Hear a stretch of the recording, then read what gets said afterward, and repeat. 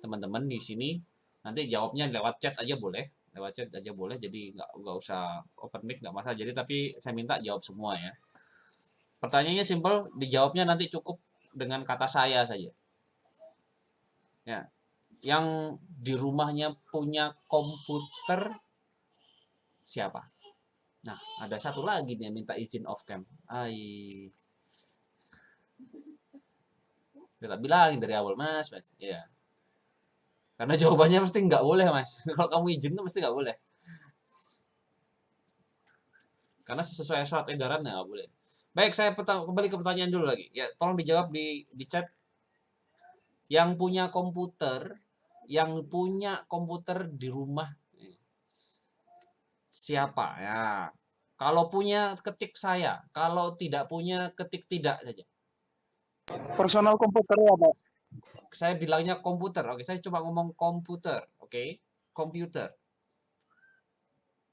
Nggak ada embel-embel lain. Pokoknya komputer. Yang di rumah punya komputer siapa? Kalau punya tulis saya, kalau tidak punya berarti tidak. Gitu aja. Silakan.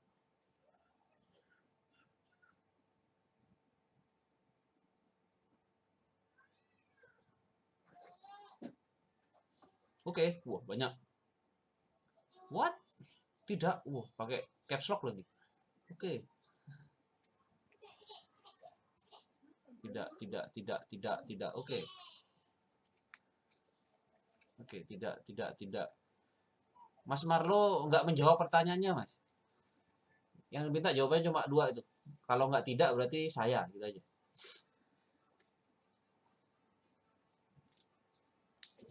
Tidak. Oke, tidak. Oke. Coba saya ngecek yang open ya. Tidak. Oh, ya tidak. Yang punya komputer di rumah siapa? Kalau punya komputer di rumah tulis saya. Kalau tidak punya tidak gitu aja. Tulis saja tidak. Oke. Baik. Wow, semua nggak punya komputer nih. Serius. Oke. Baik. Saya coba tanya langsung yang bisa open mic, yang bisa Marlo. Oke, Marlo jawabnya saya. Oke, berarti cuma Marlo yang punya komputer ya, yang lain nggak punya gitu ya.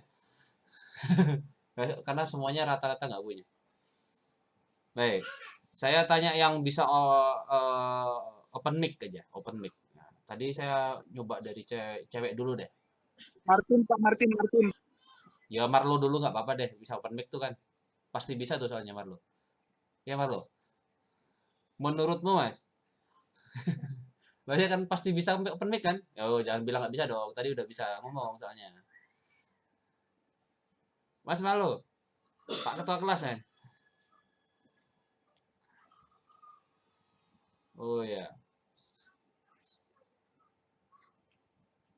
Wah, pertanyaannya Iya, sulit Pak. dimengerti. Menurutmu komputer itu seperti apa, Mas Marlo?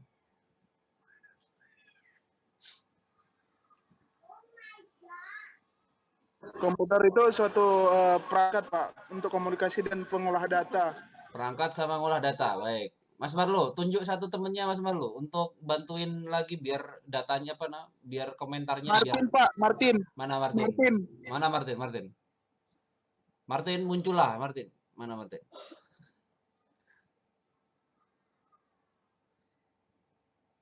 Aduh, Martin. Nah, AFK nih Gimana berarti. Pak pertanyaannya Pak?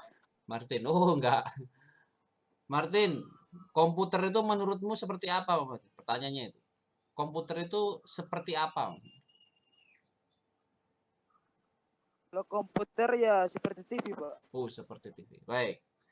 Mas Martin. Oke, seperti TV ya. Baik. TV berarti ada gambarnya kan? Iya kan? Ada dong. Bisa munculin gambar kan? Nah, oke. Baik, Mas Martin, tolong tunjuk satu temennya lagi Mas Martin. Wanita, Mas Martin. Wanita aja. Yang kira-kira bisa open mic kan? Biar nanti balance yang ada yang cowok, ada yang cewek gitu aja. Ilham Pak, Ilham. Siapa? Cewek, wanita. Aulia, Pak, kalau cewek. Aulia Pak, Aulia. Mana ada Aulia? Aulia muncul? Karena layar saya cuma sempit ini, cuma 1, 2, 3, 4, 5, 25, cuma 25 kolom yang saya bisa baca nih soalnya. Catatan saya juga agak-agak ini. Aulia? Tadi yang ditanya siapa namanya? Aulia benar ya?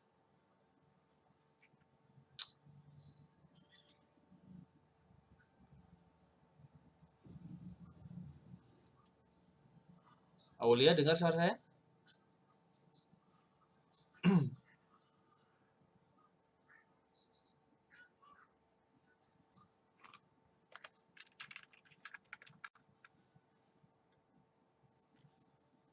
Aulia dengar suara saya? Yang lain aja Pak kalau begitu Pak. Tuh ya. Berarti Belum AFK join, Pak, belum join. baru join. Iya, Oh, AFK, baru Pak. join. Yang ada aja, Mas. Belum join, Pak, belum join. Nggak ada. Udah ada. Oh, udah ada. Berarti yang ada aja. Jangan yang nggak ada, Mas. Nyari yang nggak ada nih. Ya, yang ada aja, Mas. Siapa tadi, Mas? Mas Martin tadi. Mana tadi? Yang nunjuk.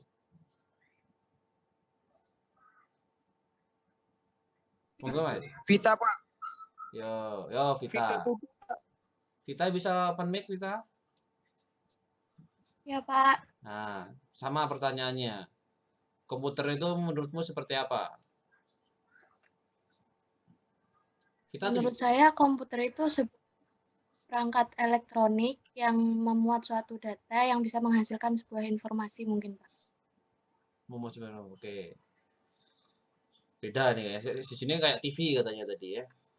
Oke, Mbak Vita, tunjuk satu teman wanita lagi ada nggak? Yang bisa open mic ya. Nih, Mungkin Yasmin, Pak. Yasmin muncullah Yasmin.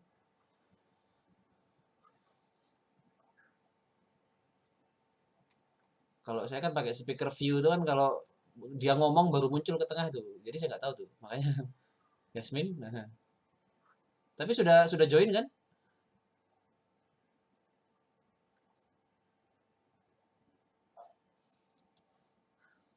Sudah join kan? Halo.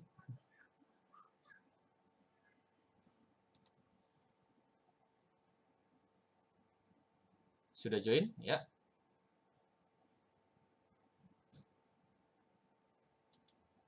Oke, sudah ikut join nggak si Yasmin tadi? Belum, Pak, belum. Nggak ada yang namanya Yasmin, Pak. Tadi siapa kok Yasmin? Siapa tadi namanya Mbak Vita? Iya, Pak, Yasmin, Pak. Dan anaknya belum ada? Belum join, Pak. Belum join juga, Pak. belum Oh. join Pak itu Yasmin. Belum join. Memang nggak ada lagi wanita di sini. Ada, Pak. Ada Nanda Galuh Pak, Nanda Galuh.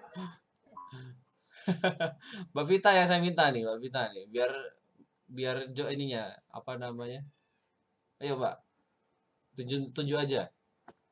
Yumna boleh deh, Pak. Ya boleh aja. Yang selama bisa open mic. Perhatikan kalimat saya ya, open mic lah ya, open mic. Mbak Vita Yumna, Pak. temanmu yang di belakang kelihatan loh tadi. Oh iya, maaf, Pak. Nggak apa-apa. Kalau saya sih nggak apa-apa, takut temennya yang kelupaan. Soalnya saya rekam soalnya loh ya. Jadi mohon maaf.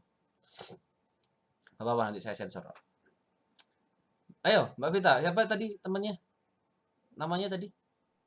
Yumna, Pak. Yumna. Yumna. Yumna, yo monggo. Keluarlah Yumna siapa tuh? Yo. Ada. AFK juga jangan-jangan. Halo, Aduh, mana? Oh iya. Gimana Mbak Yumna? Yang menurutmu komputer itu menurutmu seperti apa, Pak? perangkat alat yang digunakan untuk mengolah data mungkin, Pak. Oke, mungkin ya. Oke. Mungkin ya. Mungkin. Karena kalau jawabannya mungkin berarti saya juga bisa pakai kata mungkin. Mungkin saja semuanya nggak lulus. Mungkin. Mungkin kan? Namanya juga mungkin, ya kan? Baik. Baik, terima kasih. Kalimat-kalimat yang kalian sebutin sebenarnya nggak ada yang salah sih. Ya mungkin hanya kurang tepat aja. Hampir sama kalau kalian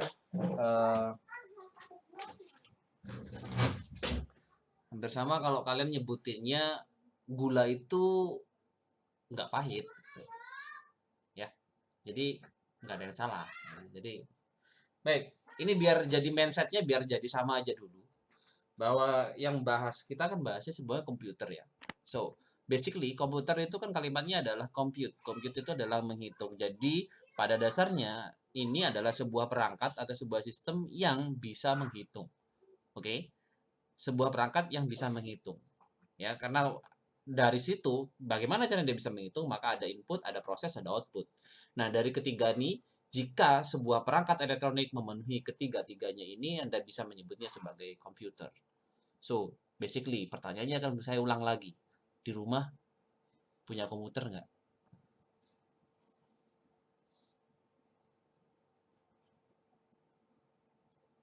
So, pertanyaannya saya ulang lagi.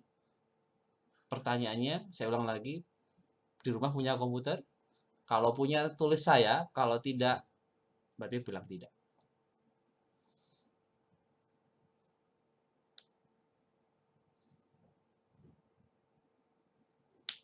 Ada yang tidak ya? Baik.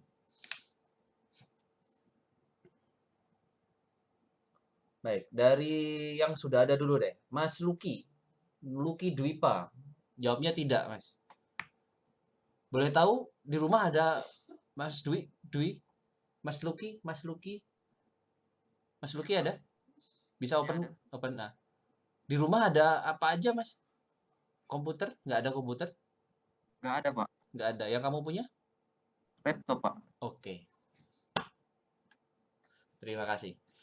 Yang lain, coba Ananda Febriansah. Tidak. Ya, jawabannya juga tidak. Di rumah punyanya? Saya laptop, Pak. Oke, sama ya.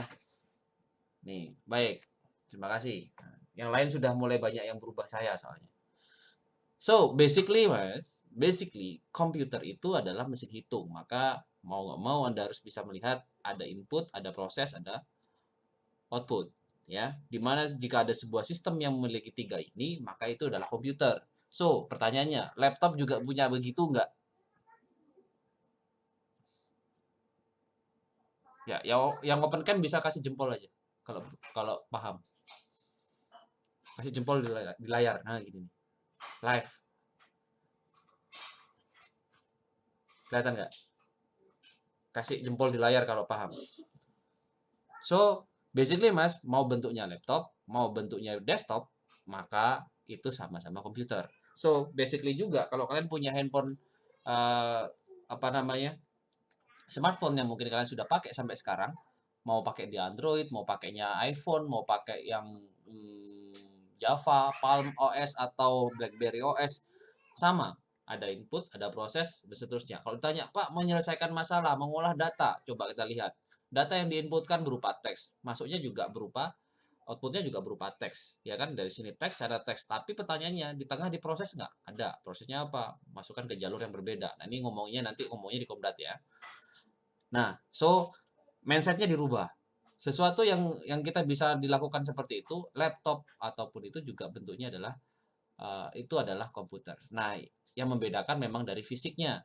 Yang satunya dibuat dengan portable, ya, laptop itu kan portable ya. Portable, yang satunya adalah untuk di desktop. Pak, tadi ada yang bilang, Pak, laptop komputer itu yang PC sama monitornya terpisah. Ada loh yang komputer yang dia memang nggak perlu monitor tuh ada. Komputer yang ada di hosting internet itu nggak perlu monitor. Buat apa monitor?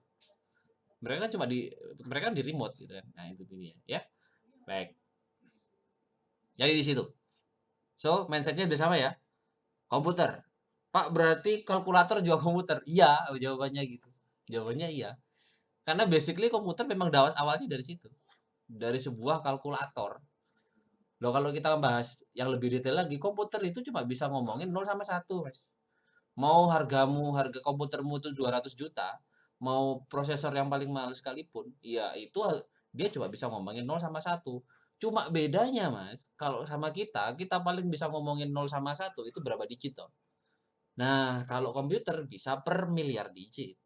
Jawabannya begitu bedanya. Oke ya. Nah, siapa yang bisa menghitung bermiliar digit itu? Materi pertama kita masuk adalah prosesor. Nah, prosesor itulah yang bisa memproses berdigit-digit tadi itu. 0 sama 1, 0 sama 1. Kalau ngomongin detailnya lagi, kita nggak ngomongin angkanya ya, ingat. Kita nggak ngomongin angkanya. Kalau kita ngomongin angkanya, maka bukan komputer tuh nantinya namanya. Ya udah beda cerita. Tapi kalau kita ngomongin hardware-nya, maka kita akan ngomongin yang namanya sebuah perangkat elektronik. Ya nggak ada lagi tuh perangkat elektronik. Maka kalau datanya bagaimana Pak? Nah, data representatif, data yang ada di dalam sebuah komputer atau di dalam hardware-nya ini akan dibahas di komunikasi data atau Komdat. Ya, dapat kan Komdat hari ini? Udah belum ya? Udah. Udah ya? tadi Pak. Semester ini kan? Udah. Semesternya kan? Oke. Nanti kita ngomongnya di situ. Ya, kalau nanti tanyalah sama dosennya yang bersangkutan ya. Jadi kalau kita ngomonginnya ke prosesornya dulu.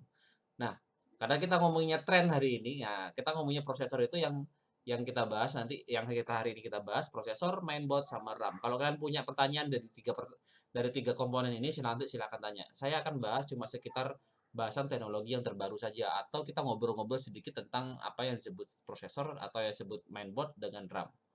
Yang pertama kita bahas yang namanya prosesor. Prosesor yang paling penting dari ini adalah pembahasan kita bisa ngenalin prosesor itu sendiri atau tidak. Karena pada dasarnya barang elektronik komputer utamanya adalah yang diunggulkan, yang nggak cuma di elektronik laptop dan PC ya. Di handphone pun sekarang yang diunggulkan adalah prosesornya. Iya kan? Bener nggak? Anda mau cari HP gaming, maka yang dicek dulu adalah apanya? Prosesornya kan? Oh, prosesornya ini cuma ini deh. Dia pakai Helio 35 nih. Atau yang satunya, oh pakai Snapdragon 5500 series nih cuma gitu. Atau 670 nih ya. Ya, bener kan? Oke. Maka pertanyaannya sekarang bagaimana kita bisa mengenali si prosesor? Ingat, ini akan di luar dari brand, dari luar dari budget. Ini kita ngomonginnya itu hardwarely, sebagai kita bisa melihat sebagai hardware sebener-benernya hardware. Jadi bukan dari hal yang bisnisnya. Pertama, yang perlu kita tahu adalah brand. Oke, kita ngomongin brand. Loh, kenapa harus brand, Bang? Karena dari brand ada perusahaan di belakangnya. Karena prosesor, saat kita milih prosesor, maka seluruh komponen di belakangnya akan mendukung si prosesor ini, arsitekturnya. Contoh, AMD. Intel dulu deh. Intel itu kan sampai sekarang arsitekturnya pakai x86. Nah, mau cari ya, referensinya cari aja. x86. Sampai sekarang dia masih pakai x86. Arsitekturnya loh ya, kita ngomongin arsitekturnya. Kemudian AMD nih, AMD sudah mulai banyak tuh. Dulu juga pakai dia AMD 64 waktu itu. Dia munculin X64 waktu itu. Nah, itu dia punya arsitektur itu.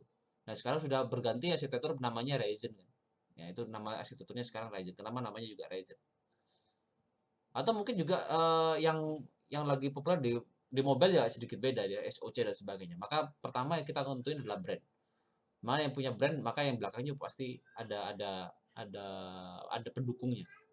Kalau ngomongin brandnya, kalau ngomongin Intel ya berarti kamu harus pilih mainboard yang khusus untuk Intel, AMD khusus untuk AMD, ini gitu kan? Ya kan? Ya.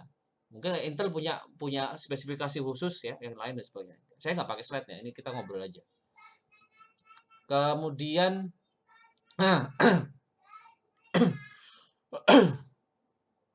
oke, lanjut.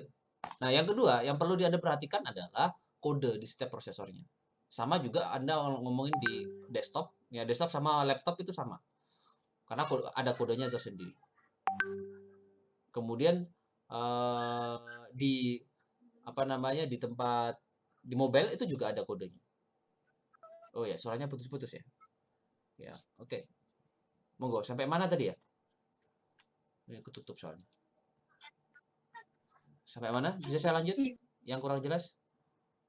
Di mobile. Baik, yang di mobile tadi ngomongin tentang kodenya ya. Maka kita ngomongin. Nah, saya fokus ke desktop dan laptop dulu ya. Jadi laptop yang di laptop atau yang di desktop. Kenapa saya nggak ngomonginnya PC? Nggak, PC itu personal computer. Karena kalau kita ngomongin laptop, maka laptop juga secara personal punyanya kita. Ya kan? Karena kan komputer kan, sama tuh. Maka PC itu, laptop pun juga PC. Maka kalau ditanya tempatnya di mana, di desktop, maka mau ngomongnya di desktop. Meja atau yang portable. Oke? Baik, sepakat ya. Baik, dari sini coba saya share sebentar. Mana tadi? Chrome. Oke, yang ini kayaknya. Nah, yang perlu kita perhatikan dari sebuah prosesor itu bukan hanya dari brand, tapi yang kedua adalah kodenya. Nah, yang kalian tahu mungkin populer Intel lah. Kalau kalian punya laptop mungkin di rumah itu pasti yang disodorin sama marketingnya pertama jual di toko itu adalah ini loh produknya Intel ya. Prosesornya i7, prosesornya i5, prosesornya Celeron dan sebagainya, ya kan? Itu ya kan yang selalu dikasih tahu kan. Nah, padahal di belakang itu setiap produk itu punya kodenya masing-masing. Maka Anda harus tahu di situ.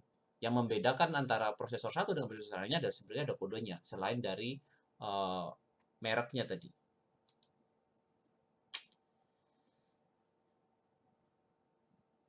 Baik, kita cek ke websitenya Intel ya. Kita buka dulu. Nah, saya kasih contoh di Core i9 misalnya. i9. Pak, i9 Pak ya. Anda bisa perhatikan ini yang mungkin paling jelas karena beberapa itu memang kodenya cukup gamblang bisa dijabarkan. Nah, contoh nih, Core i9, Core kelihatan ya? Share saya kelihatan. Kelihatan, Pak. Kelihatan. Ya. Cuma suaranya aja. Iya, suaranya yang agak ini ya. Mohon maaf. Baik. Core i9. Core i9 itu Anda bisa lihat kodenya 12. Sekarang Intel ada di produksi terbarunya adalah kodenya adalah 2000 ya. Jadi generasi ke-12. Ini sudah yang terbaru, yang malah pasaran mungkin masih yang kode 11. Nah, Anda bisa lihat ada 12.900, ada 12.900 HK, ada 2.900H, 12.900E. Yang bedain apa? Nah, coba lihat jumlah core-nya. Di sini ada yang 16, di sini ada yang 14. Padahal sama-sama core i9, ya kan? Padahal sama-sama core i9. Tapi jumlah core-nya beda, ya kan? Dan bisa jadi yang core-nya lebih sedikit lebih murah, tapi core i9. Nah, Anda harus tahu itu. Ini sama waktu pertama kali Intel munculin produk core, Intel Core ya. Kodenya kan Intel Core seperti itu. Nah, sempat saya tanya, Mbak ini Core i3. Saya tanya tuh. Core i3 itu core-nya ada berapa ya? Dulu. Ada berapa? Ada yang tahu nggak? 2. Ada 2. Oh iya, ada 2. Loh. Ini ada 4 loh, Mas. Yang 12 sekarang. Ya kan? Jadi Anda harus bisa tahu tuh. Karena teknologinya juga bisa mempengaruhi jumlah core-nya gitu. Maka kode itu harus bisa tahu kalian. Bisa jadi kalian oke, saya belinya Core i3. Loh, tapi kok core-nya sedikit ya? Oh, ternyata generasinya generasi ke-10. Nah, bisa jadi seperti itu. Oh, ini kok murah. Core i7 lebih murah. Oh, ternyata generasi ke-9. Nah, bisa jadi i7 loh, ya kan? Nah, bisa jadi seperti itu. Maka kode ini penting. Apakah di AMD juga nggak ada? Ada. Di AMD juga punya kode itu. Ryzen 1 1000 berapa. Sekarang kodenya 5000 deh kayaknya. Ada yang sudah pakai yang terbaru? 5000 series? Laptop-laptop yang sekarang sudah banyak yang 5000 series kayaknya. Sudah ada? Ada yang pakai itu nggak? Oh, belum. Katanya yang termurah itu sekarang 5000 series di harga 6 jutaan katanya. Kalau saya sih daripada beli Athlon mending Ryzen 3 5000 series menurut saya. Ada, Pak. Nah, itu ya, keren tuh. Barang goib. Tapi di kelas sebelah ada loh tadi. Pak, saya pakai, Pak. Wah, keren tuh. Bisa dapat soalnya. Enggak, Sultan, harganya cuma 6 jutaan loh itu. Ya daripada yang harganya 10 juta ke atas gitu ya. Oke. Saya nggak ngomongin budget dulu ya. Jadi kita ngomongin ke personalnya dulu ya. Ke personalnya dulu aja. Ke personalnya dulu maksudnya ke personal ke prosesornya. Jadi diingat-ingat kalau kalian mau mencari sebuah prosesor, maka yang perlu diperhatikan yang pertama adalah brand, kemudian adalah kodenya tadi. Lalu hal-hal yang lain itu adalah opsional bagi kalian, misalnya jumlah case-nya, kemudian jumlah core-nya dan sebagainya, dan terakhir pasti budget. Nggak bisa dipungkiri, kita nggak bisa ngelewatin dari budget ya. Kita nggak bisa ngelewatin dari budget karena memang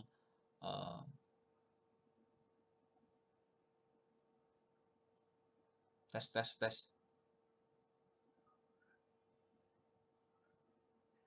Ya, cek. Yang perlu kita perhatikan, saya ulangi, bisa didengar? Patah-patah, Pak. Yes. Patah kayak robot. Oh iya.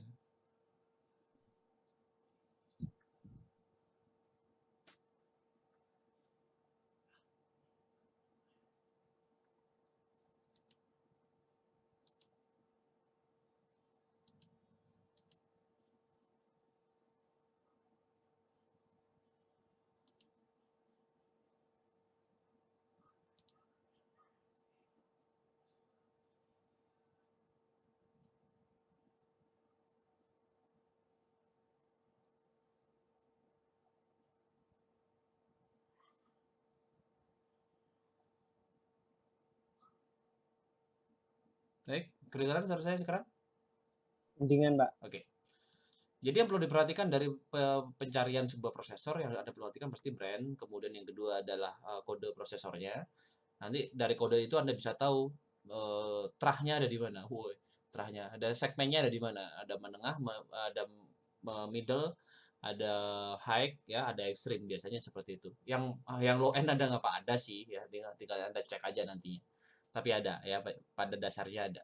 Kemudian yang terakhir, yang lainnya adalah opsional bagi Anda, misalnya kayak jumlah core, kemudian jumlah case ya yang dibutuhkan atau yang dijumlahkan situ. Biasanya kalau semakin tinggi case-nya maka semakin mahal, dan semakin tinggi prosesornya. Intinya di situ. Ya, itu ya pada di situ. Untuk prosesor. Apakah di mobile juga sama, Pak? Yes. Jawabannya adalah sama. Ya, Anda lihat aja Snapdragon 888 gitu ya. Kode itu sudah nunjukin bahwa kode paling tinggi yang ada di Snapdragon 8. Berarti itu ya paling tinggi, sudah nggak bisa dipungkirin lagi. Ya kan, 888 kodenya 888 itu sudah paling high end dan harganya mahal, gitu kan. Ya kan? Nah, core-nya aja nggak usah ditanya kan, pasti udah lebih bagus dan performanya lebih baik. Ada, cek aja Snapdragon 670 misalnya. Itu kan 8 Gen 1, Pak, yang terbaru. Oh iya, saya lupa. Gen 1, ya betul. Pada intinya adalah generasi ke-8 atau gitu ya. Saya tuh nggak terlalu ngikutin kalau yang Snapdragon tuh ya. Infinity apa yang satu yang sekarang itu, yang Dimensity ya kalau satunya itu. Selainnya Snapdragon itu apa sih? Yang pakai Helio itu apa tuh? Mediatek ya? Mediatek Dimensity. Mediatek itu misalnya, itu kan dia punya angkanya juga beda-beda. Nah, jadi biasanya di komputer itu ada pakai angka seperti itu yang membuat apa namanya, agar kita bisa membedakan mana segmennya. Nah, itu ya untuk di mobile. Itu di prosesor. Nah, dari kita memilih prosesor, maka mau nggak mau kita juga harus menyesuaikan mainboard yang kita punya. Mainboard itu apa sih? Mainboard itu sebuah papan sirkuit gitu ya. Papan sirkuit yang hubungannya ada yang bilangnya mainboard, ada yang bilangnya motherboard ya. Tapi kalau saya biasanya juga bilangnya motherboard sih. Tapi lebih nyaman aja kalau ngomongnya mainboard. Nah, ini ngomonginnya karena mainboard itu yang menyatukan keseluruhannya, jalur-jalurnya yang di dalam mainboard itu nanti disebut sebagai bus. Ya. Karena kalau ngomonginnya adalah saya milihnya AMD, Pak, mau nggak mau soketnya harus punyanya AMD. Mau nggak mau chipsetnya juga ada di situ. Nah, yang perlu diperhatikan nanti untuk pemilihan sebuah motherboard, ini khusus untuk yang mainboard yang bisa milih-milih kan, yang pakainya desktop ya. Kalau yang laptop mungkin ada bisa cari segmen laptopnya dari mana. Jadi sudah satu paket. Kalau kita ada di desktop maka bisa milih-milih tuh. Hari ini saya mau upgrading yang A dulu deh, besok begini. Nah, tapi mainboardnya juga harus yang mumpuni dulu. Nah, mainboard itu nggak di merek ya. Kalau saya nggak ngomongin brand, tapi nanti akan ngomongin dari prosesornya dulu, soketnya apa, baru nanti yang penting adalah chipsetnya. Yang terpenting nanti di situ adalah chipsetnya, dan jumlah chipset itu nanti akan mempengaruhi jumlah slot yang ada di mainboardnya. Anda pernah kan lihat mainboard yang satunya cuma ada 2 slot RAM-nya, yang satunya ada 4. Mungkin ada yang lebih 2 kali lipatnya. PCIe-nya ada yang cuma 1, ada yang ada sampai 4, ada yang sampai 8. Nah, itu yang membedain apa? Yang membedakan adalah yang melakukan transaksi melakukan koordinasi di dalamnya yaitu di dalam chipsetnya. Nah, setiap mainboard itu produksinya misalkan dari Intel, maka biasanya dia punya chipsetnya sendiri. Ya, dia punya chipsetnya sendiri itu. Nah, contoh deh yang chipsetnya desktop yang paling gampang. Chipset di Intel itu ada kategorinya. Kodenya gampang, Anda bisa lihat. Biasanya yang paling tinggi itu setahu saya dulu Z ya. Kalau sekarang kayaknya ada Q sama W, saya belum pernah nyoba.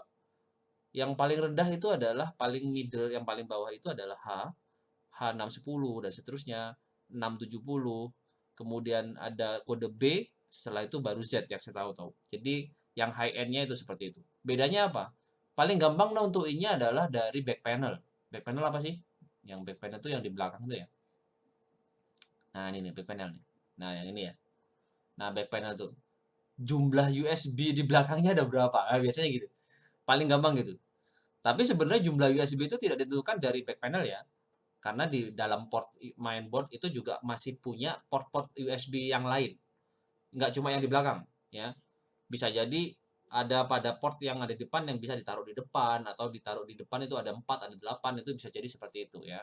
Jadi bukan cuma yang di belakang. Biasanya kalau dia punya chipset yang bagus atau chipset yang high end, biasanya dia memiliki jumlah USB portnya itu maksimum segini. Ini yang tipe Z, 14 port ya. Kita coba cek yang paling kecil deh, H610 nih. Oke, H610 biasanya dia cuma bisa pakai 10.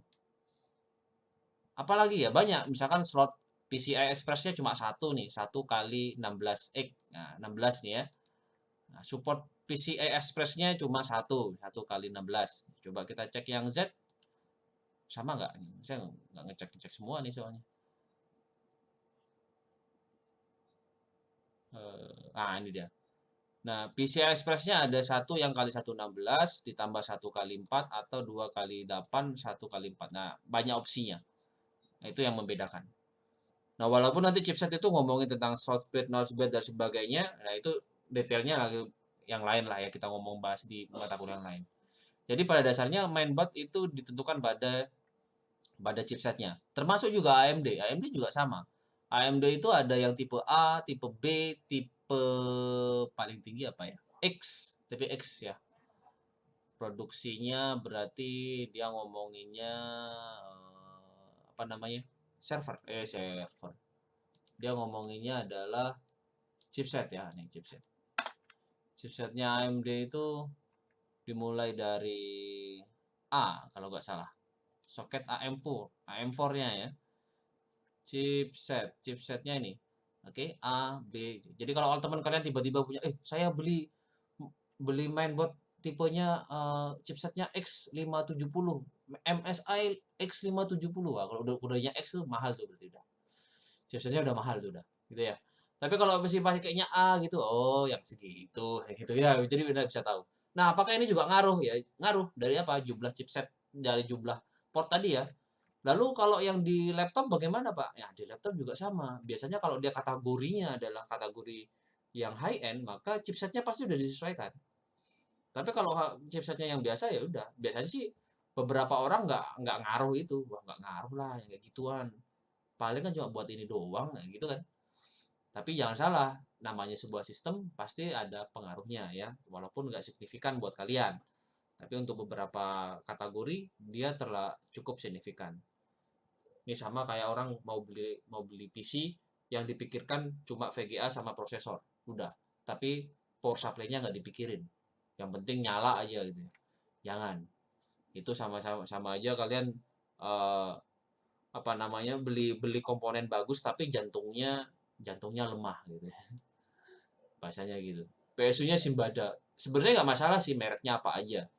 Nanti kita bahas PSU di topik besok ya. Kode presisinya sudah ada tapi belum saya share kok, Mas. Santai aja. Ya, karena ada yang minta ya udah tak kasih aja lah. PSU Simbada boleh, Pak? Boleh. Saya dulu juga pakai PSU Simbada hampir 5 tahun nggak ada kendala apa sih. Ya karena waktu itu memang komputer saya cuma Pentium 3. Jadi nggak masalah. Iya, saya semester 1 pakai Pentium 3, wes. Dimana saat Pentium 4 sudah merajalela gitu ya. Komputer Core Duo itu sudah ada, itu saya nyaman aja pakai Core i3. Ya apa pakai Pentium 3 500 MHz, belum giga ya, 500 MHz. Dibuat apa, Pak? Ya bikin skripsi aja bisa lulus kok. S1 aja bisa lulus, ya kenapa harus pakai Pentium 4 kan gitu. Ya, itu kalimat yang didapat dari om saya sebenarnya. Buat apa Pentium 4 om kamu juga belum membutuhkan itu gitu bahasanya gitu. Ya, itu ya untuk mainboard ya. Dari mainboard Anda bisa lihat cek spesifikasinya, jadi sudah ada tempatnya. 1x4 ini NV ya, untuk support NVMe ya, NVMe dan seterusnya. Nah, dari proses dan sebagainya tadi ya disebutin bahwa komputer itu mengolah data dan seterusnya, maka ada tempat untuk menyimpan sebuah data itu ya. Data-data itu bisa disimpan di mana? Di sebuah storage namanya ya, di sebuah memori ya. Ini sebuah memori. Jadi tolong nanti jangan kalimat memori, kalau di benak Anda saya tahu dipahami. Memori itu masuknya ke RAM, tapi jangan. RAM itu ya memori. Karena memori nggak cuma RAM ya, bahasanya gitu. Maka asumsinya kalau Anda yang nyebutin memori itu adalah RAM, maka salah. Maka harus dibenahi ya. Tapi hari ini saya nggak mau bahas itu. Kita ngomongnya khusus RAM ya, Random Access Memory. Apa itu RAM? RAM itu tempat nyimpen data sementara. Kenapa? Kenapa ditempatin sementara datanya? Karena komputer itu ngitungnya kecepatan. Prosesornya ngitungnya kecepatan. Terlalu cepat. Karena terlalu cepat, maka dibutuhkan perantara. Nah, perantara itu adalah si RAM ini namanya. Antara siapa, Pak? Antara device yang lain. Anda coba lihat. Device yang lain punya transistor berapa sih? Nggak sebanyak prosesor kan? Prosesor itu memiliki banyak transistor di dalamnya, di mana setiap transistor itu digunakan ukuran litografi namanya.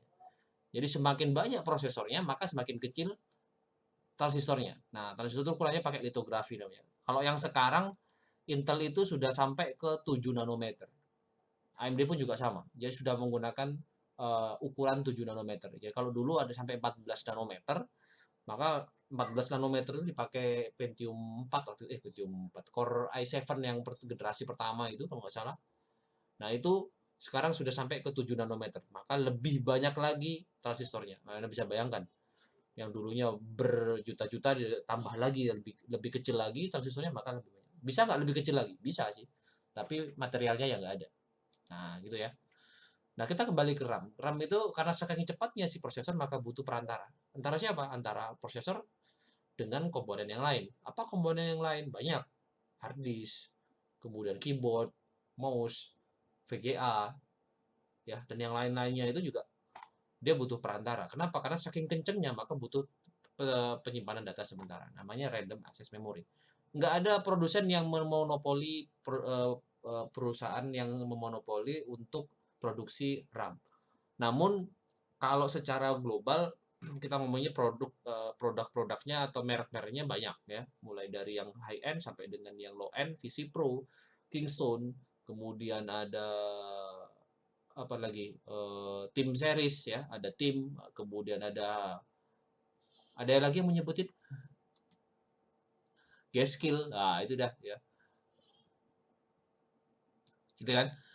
Itu mungkin Anda bisa lihat, cek, ternyata ada yang apa namanya, yang membuat mereka, ada satu yang membuat mereka sama semuanya, yaitu adalah chipsetnya.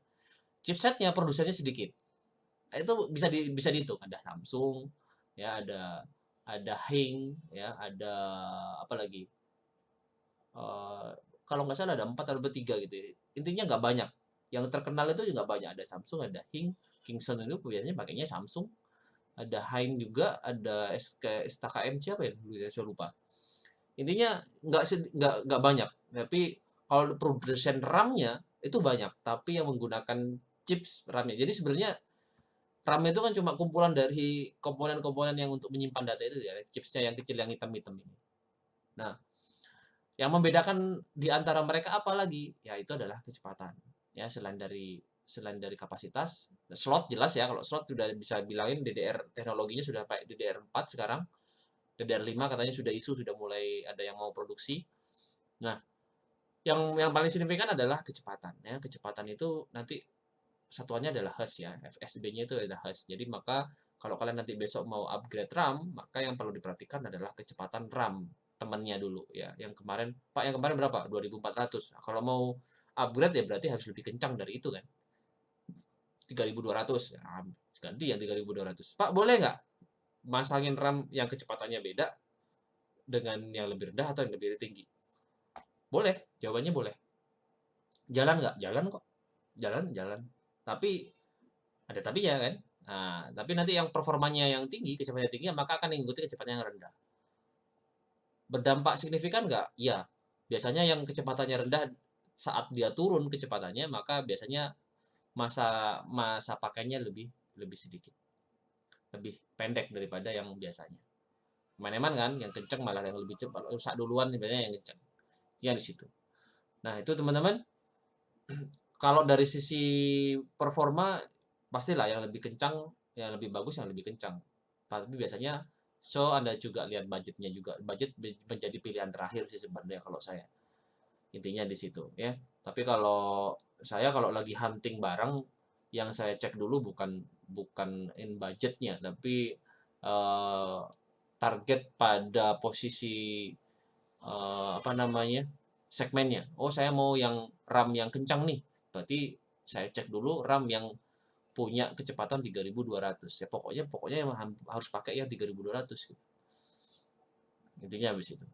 Oke, dari sini ada pertanyaan? Oh ya, ada pertanyaan tuh. Oh, Mas Marlo langsung tanya. Ganti 2 keping RAM dari 2133 ke 266 bisa nggak, Pak? Apakah bakal down clock? Pertanyaannya adalah ini dulu, ganti 2 keping itu maksudnya yang 1 keping bisa ganti atau dua-duanya diganti? Dua-duanya diganti, Pak. Oke. PC atau laptop? PC atau laptop? Desktop apa laptop? Laptop, Pak. Laptop. Oke. Kalau laptop Anda bisa ngecek dulu ya di apa namanya? Memang ada beberapa laptop yang memiliki minimal kapasitas minimal ya. Jadi biasanya bisa dicek di BIOS. Dicek di BIOS saja. Minimum memang adalah 2133. 266 itu adalah standar sebenarnya. Dua standar dari DDR3 itu kan 2666. Tapi ada juga yang 2400. Apakah down clock? Nah, Anda harus ngecek di BIOS-nya. Mau nggak mau Anda harus ngecek di BIOS-nya support sampai berapa kecepatan RAM-nya. Pertanyaan itu. Ya. Oke.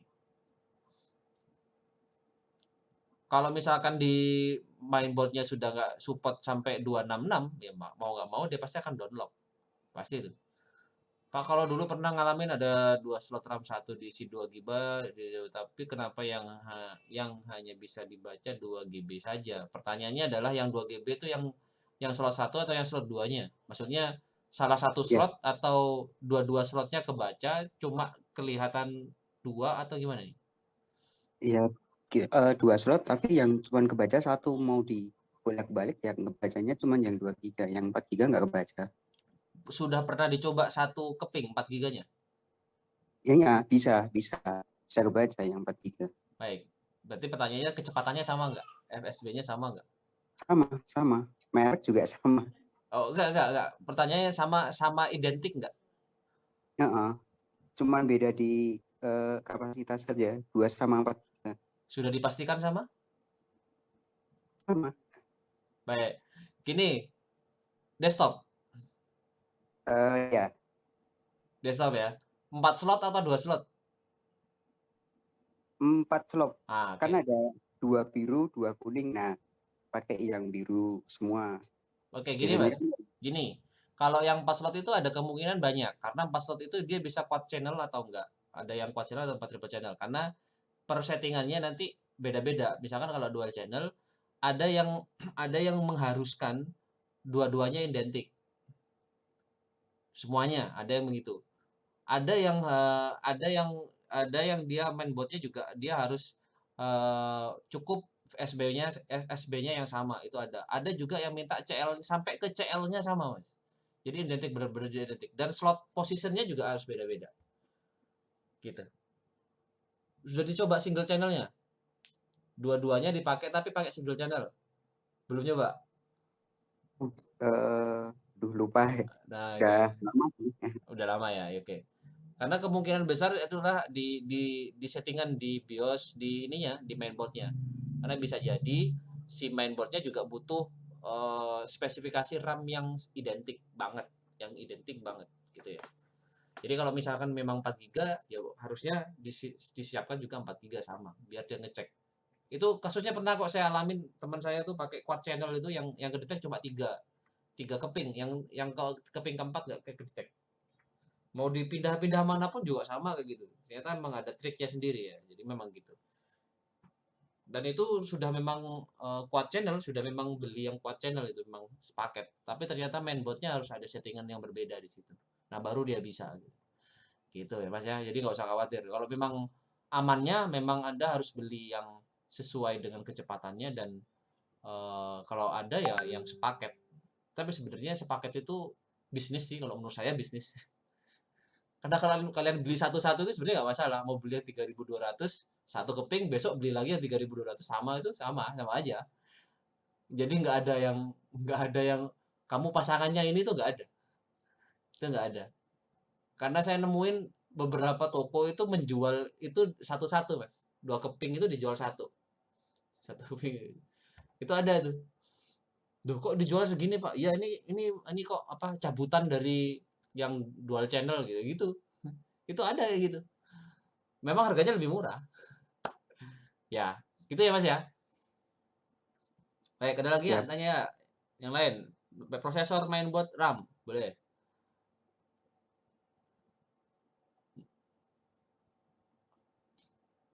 Oke, prestasinya sudah ngisi ya. Semua ya. Ini sudah 3 menit lagi. Yuk, ada yang tanya lagi ya? Saya stop screen. Oke, ini kok ngomongin hardware ya biasanya yang mbak-mbak ini agak susah nih. Roaming nih kayaknya. Roaming, Pak. Baik, minggu depan kita kayaknya ngobrolinnya tentang VGA deh. Mengapa ada namanya 4 keping tapi bukan quad channel? Iya, Mbak. Karena settingannya ya. 4 keping bukan quad channel, tapi bisa jadi dia adalah single channel. Jadi gini. Yang activate itu single channel atau 4 channel itu adalah si mainboardnya itu di chipsetnya. Ada yang activate-nya itu memang manual, ada yang juga yang otomatis. Jadi kalau dia detect ada 2 slotnya terisi, maka dianggapnya dual channel. Ada juga yang enggak gitu. Itu yang terjadi sama teman saya tuh. Quad 4 channel ya, ada 4 channel gitu. Diisi 4-4-nya nggak mau. Ternyata dia detect-nya cuma dual channel. Tapi pakainya 3 keping loh. Tuh, keren tuh. Keren nggak? Pakainya 3 keping loh. Tapi kedeteknya dual channel. Itu ada yang begitu. Ya itu tergantung dari settingan dari si mainboardnya. Kadang ada beberapa mainboard yang butuh update BIOS yang harus pakainya 4 channel. Mungkin ada beberapa yang ada clock-nya sendiri yang harus disetting. Ya saya nggak bisa nyoba semuanya karena kalau nyoba semuanya saya jadi reviewer Mas. Nggak ngajar di sini ya. Jadi reviewer ya. Nggak ya. Gitu ya Mas ya. 4 keping tapi bukan quad channel. Ya. Jadi yang dimaksud quad channelnya itu nanti di pas activate aja. Jadi kalau kalian mau pakai 2 kepingnya itu aja, pakai single channel juga bisa. Tergantung nanti kalian maunya di mana. Ya tergantung mainboardnya dia aktif atau enggak. Gitu. Saya juga beberapa kali kok, sering nggak saya pakai 2 keping, tapi ya single channel. Nah, cara ngeceknya apa? Pakai aplikasi ya gampang. Pakai CPU Z tuh kalau mau coba. Ya, coba pakai CPU Z, detect tuh. Oh, ini dual channel apa single channel gitu. Saya dari 2 keping, dari dual channel saya pakai single channel kok. Bermasalah Pak? Ya bermasalah, saya butuh RAM gede kan. Tapi kalau saya beli satu-satu kok kayaknya bermasalah nih nantinya. Ya udahlah, saya beli aja 1 keping 16. Yang 8 channel 8 GB dual channel ya saya hibahin yang lain gitu. Siapa tahu nanti besok jadi giveaway gitu ya. Ada yang mau nggak ya? Lumayan 2 keping loh. Itu beda merek loh, beda merek tapi FSB-nya sama. CL-nya juga sama. Jalan tuh. Oh ya, giveaway ya. Giveaway kalau nanti dapat 100.000 subscriber nanti. Enggak, bercanda. Saya nggak pernah main Boleh game, Pak, ya. itu kalau udah 100.000 subscriber kasih giveaway aja Pak. Alah. Wow, nyampe 500 aja nggak pernah 100.000. Ya bercanda aja. Saya nggak pernah maintain kok. Biarin aja lah. Kalau ada yang masuk ya masuk, ya enggak. Diinjek aja Pak subnya. Oke. Aduh, ada yang mau ngasih emang enggak. Jangan. Saya kemarin sempat panik tiba-tiba subscriber saya naik 130 orang. Kok bisa ya? Nggak tahu tiba-tiba masuk dari mana. Saya ngecek tiba-tiba dari India. Waduh, ini bahaya nih. Nah, di banned enggak ini katanya. Tiba-tiba naik loh, serius tiba-tiba naik. Iya, nggak tahu, udahlah, saya nggak mau ngurusin. Tiba-tiba naik, saya subscriber saya cuma puluhan kok tiba-tiba jadi ratusan. Wah, aduh, ini saya nggak ikut-ikut lah ya. Hura-hura ini. Baik gitu ya, ini sudah 4.30, saya rasa cukup pertemuannya. Mohon maaf saya nggak bisa offline ketemunya. Besok siapa tahu ada kesempatan bisa ketemu semuanya di kelas dan semua sehat. Oke, sampai jumpa minggu depan. Ditunggu tugasnya di Waskita ya. Nanti ada instruksi juga di sana untuk ke minggu depan. Terima kasih untuk hari ini. Sehat selalu buat kalian. Salam buat keluarga. Selamat sore. Assalamualaikum warahmatullahi wabarakatuh. Waalaikumsalam Waalaikumsalam warahmatullahi wabarakatuh. Waalaikumsalam warahmatullahi wabarakatuh.